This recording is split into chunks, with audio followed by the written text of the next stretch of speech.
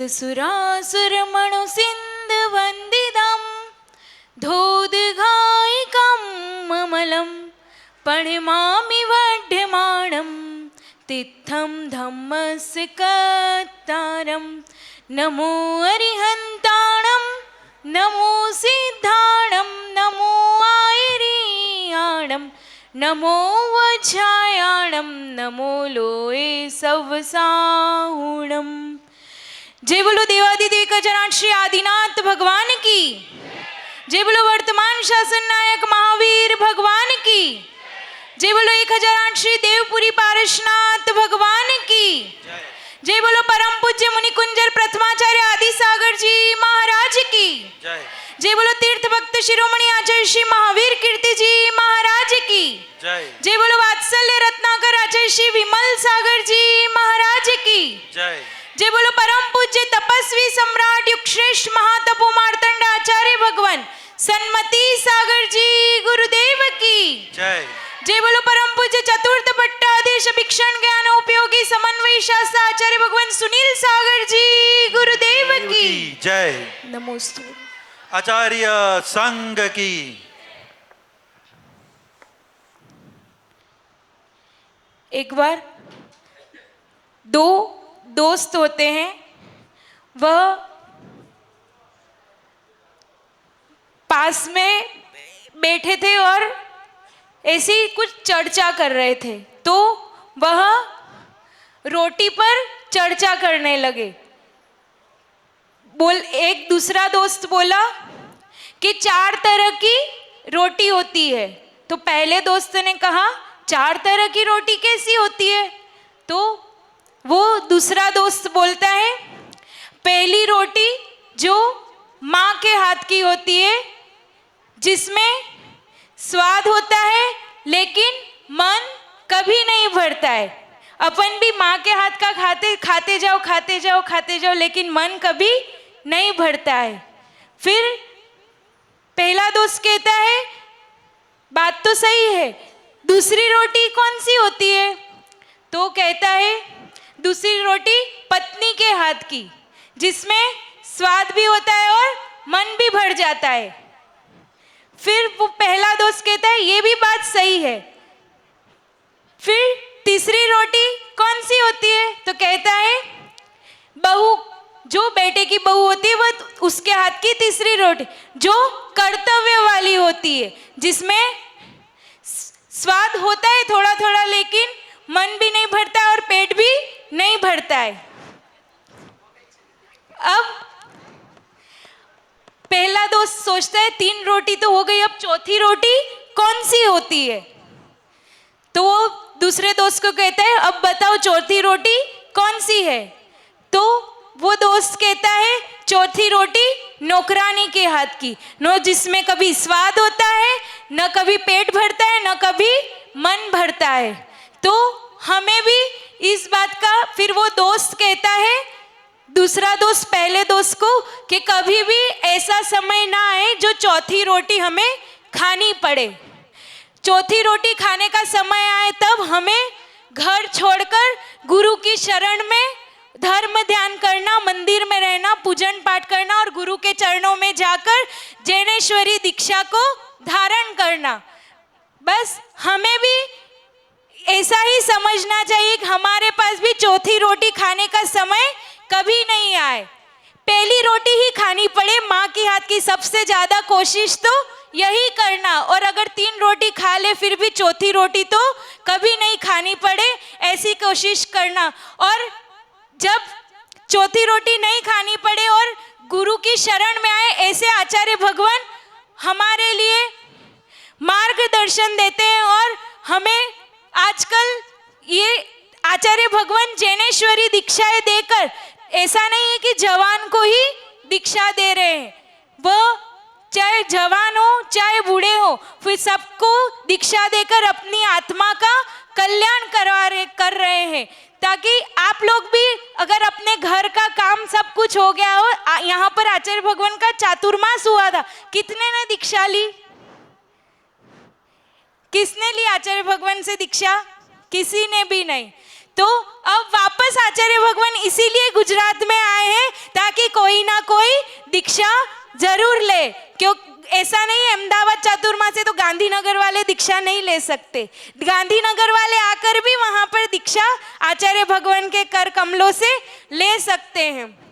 2018 में गुजरात की राजधानी में चातुर्मास कर आचार्य भगवान पग पग विहार करते हुए राजस्थान की राजधानी जयपुर में चातुर्मास हुआ और भारत की राजधानी दिल्ली में चातुर्मास करके वापस पग पग विहार करते हुए गुजरात की राजधानी गांधीनगर में वापस आ गए। यहाँ गांधीनगर चातुर्मास के बाद पंच कल्याणक प्रतिष्ठा महोत्सव भी हुआ था। मानस स्तंभ का वो पंच कल्याणक प्रतिष्ठा महोत्सव कराकर आचार्य भगवान यहाँ से गिरनार यात्रा के लिए विहार किया और वहां से वापस राजस्थान पंच कल्याणक के लिए आचार्य भगवान का प्रवेश हुआ।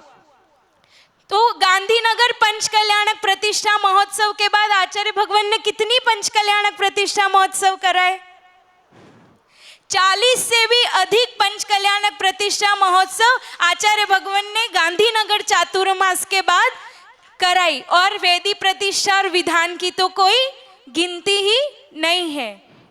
और अभी जो 2024 का किशनगढ़ का जो ऐतिहासिक चातुर्मास संपन्न कर आचार्य भगवान 4 नवंबर से, आप लोग जितनी गाड़ी में भी यात्रा नहीं करते उतनी पग पग यात्रा करके 1500-1700 किलोमीटर की यात्रा कर आज गुजरात की राजधानी गांधीनगर में पहुंचे। 12 पंच कल्याणक प्रतिष्ठा महोत्सव गांधीनगर से लेकर किशनगढ़ चातुर्मास के बाद आचार्य भगवान ने कोकापुर तक 12 पंच कल्याणक प्रतिष्ठा महोत्सव संपन्न कराए और 4 सिद्ध चक्र महामंडल विधान। ये क्यों कर रहे? लोग कहते होंगे आचार्य जी को क्या मजा आ रही है, इतना चल चल कर विहार करके और इधर दौड़ रहे, गुजरात जा रहे, वापस राजस्थान आ रहे, वापस गुजरात जा रहे, वापस राजस्थान आ रहे। इसमें आचार्य जी का कोई स्वार्थ है क्या? कुछ स्वार्थ है? यहाँ से कुछ लिया था आचार्य जी ने चातुर्मास के समय? लिया था? नहीं लिया था ना। तो वैसे कोई स्वार्थ है? आचार्य जी का एक ही स्वार्थ है कि जिन शासन की प्रभाव ना हो। जब दिल्ली में भी गए आचार्य जी ने दिल्ली चातुर्मास भी किया, वहां पर भी एक ही अपनी चर्या में रहे और एक ही मकसद था दिल्ली चातुर्मास, जिन शासन की महावीर भगवान का 2550वां निर्वाण महोत्सव संपन्न हो। और वही लाल किले से आचार्य भगवान के सानिध्य में 2550 निर्वाण महोत्सव का आगाज हुआ था और विज्ञान भवन में मोहन भागवत के सानिध्य में भी 2550वां निर्वाण महोत्सव मनाया गया था। आचार्य भगवान के आशीर्वाद से आचार्य भगवान को लोगों ने दिल्ली के बहुत निवेदन किया था कि 2550वें महावीर निर्वाणोत्सव का समापन भी आपके ही सानिध्य में दिल्ली में हो। लेकिन जब आचार्य जी पंच कल्याणक प्रतिष्ठा महोत्सव के लिए आगे वापस राजस्थान आ गए थे तो फिर नहीं जा पाए। लेकिन आचार्य भगवान के आशीर्वाद से भारत मंडपम में महावीर भगवान के जन्म कल्याणक महोत्सव पर मोदी जी आए थे और आरिका सुस्वरमती माताजी और सुदृढ़मती माताजी के सानिध्य में वहां पर महावीर भगवान का जयकारा लगा था और आचार्य भगवान का जयकारा लगा था। वो वहां नहीं उपस्थित थे, फिर भी उनकी ऊर्जा वहां तक पहुंची थी और आचार्य भगवान की इच्छा थी और आचार्य भगवान के ग्रंथ मोदी जी तक पहुंचे थे। तो मोदी जी ने प्राकृत भाषा को क्लासिकल लैंग्वेज का घोषणा की और आज मोदी जी प्राकृत भाषा को, आचार्य भगवान जिस भाषा में बोलते उस भाषा को मोदी जी ने क्लासिकल लैंग्वेज की घोषणा की। वैसे ही बस आचार्य भगवान का हर जगह एक ही, अभी भी अहमदाबाद चातुर्मास कर रहे हैं तो आचार्य भगवान को तो पहाड़ पर जंगलों में रहना ज्यादा अच्छा लगता है। आप लोगों ने भी देखा होगा गिरनार की गुफाओं में, गिरनार के जंगल, ईडर तारंगा के, अभी आप लोगों ने लेटेस्ट तो देखा ईडर के पहाड़ पर, पहाड़ से भी ऊपर पहाड़ पर जाकर आचार्य भगवान ने कैशलोच किया था। तब लग रहा था कि चतुर्थ काल जैसी चर्या वाले अगर साधक देखने हैं तो आचार्य भगवान सुनील सागर जी महाराज जी को देख लो, क्योंकि चतुर्थ काल के मुनिराजों को तो नहीं देखा है। उन्होंने ईडर के पहाड़ पर कैशलोच, कितनी गर्मी थी, जब ईडर से वापस राजस्थान गए तब भी भीषण गर्मी में वो नागफणी पारसनाथ का पहाड़ चढ़कर भी वंदना करना बहुत, फिर भी आचार्य भगवान के आशीर्वाद से सब कुछ संभव हो गया इतनी गर्मी में। और जब भीषण गर्मी थी फिर आचार्य भगवान की विधि नहीं मिली। बोरी गांव में जब पंचकल्याणक प्रतिष्ठा महोत्सव था और आचार्य भगवान का उपवास हो गया इतनी गर्मी में।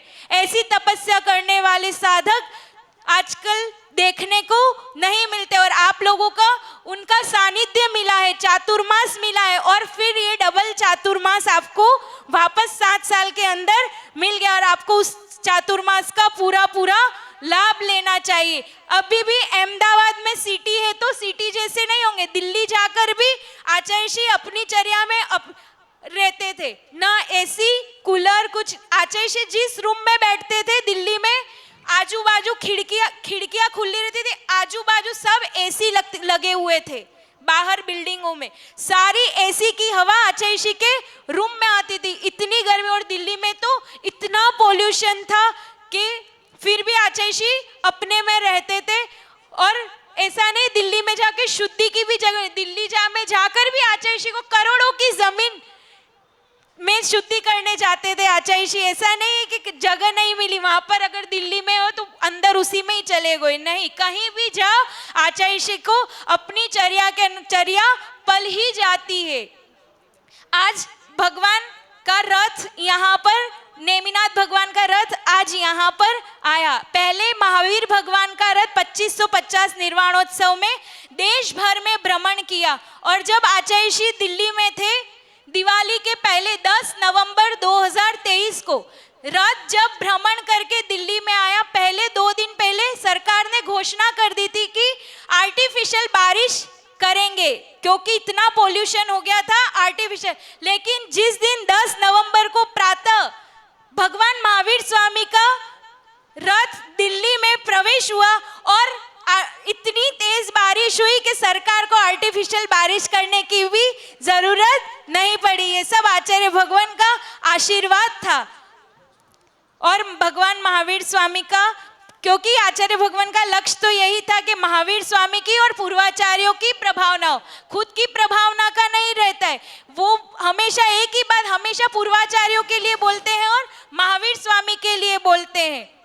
उन्होंने मोहन भागवत से भी जब चर्चा करी तो अपने लिए पर्सनल कुछ नहीं कहा, महावीर स्वामी के लिए कहा, जो भी कहा। बाकी और भी महाराज जी थे वो सब हमारे लिए वो नहीं। आचार्य श्री ने कहा महावीर स्वामी के लिए, महावीर स्वामी का 2550वां निर्वाणोत्सव अच्छे से पूरे देश भर में लोगों को मनाना चाहिए। और अभी कल देखा नेमिनाथ भगवान का मोक्ष कल्याणक, ये जो इतनी हजारों की संख्या में नेमिनाथ भगवान गिरनार के पहाड़ पर सबने वंदना की, वो क्या था, एक चमत्कार ही था जहां 1-2 लोगों को भी नहीं जाने मिल रहा था। आचार्य भगवान ने उस दिल्ली चातुर्मास में वहां से जो प्रवचन किया था और हर जगह प्रवचन आचार्य श्री ने गिरनार के लिए जो किया, आज वही चमत्कार था और आचार्य भगवान का आशीर्वाद और आचार्य भगवान की प्रेरणा से इन हजारों लोगों ने गिरनार जी के पहाड़ की वंदना की। तो हमें ऐसे अतिशय योगी आचार्य भगवान का सानिध्य मिला है जितना, और आप लोगों ने तो 3 दिन में अच्छा लाभ उठा लिया। परसों महावीर भगवान का विधान कर लिया, कल नेमिनाथ भगवान का विधान कर लिया और आज अष्टानिका महापर्व में नंदीश्वर महामंडल विधान किया। बस आगे भी ऐसे, और अहमदाबाद ज्यादा दूर नहीं है, आप वहां पर आकर पूरा लाभ ले सकते हैं आचार्य श्री का। इन्हीं मंगल भावनाओं के साथ जय बोलो परम पूज्य आचार्य भगवान सुनील सागर जी गुरुदेव की नमो।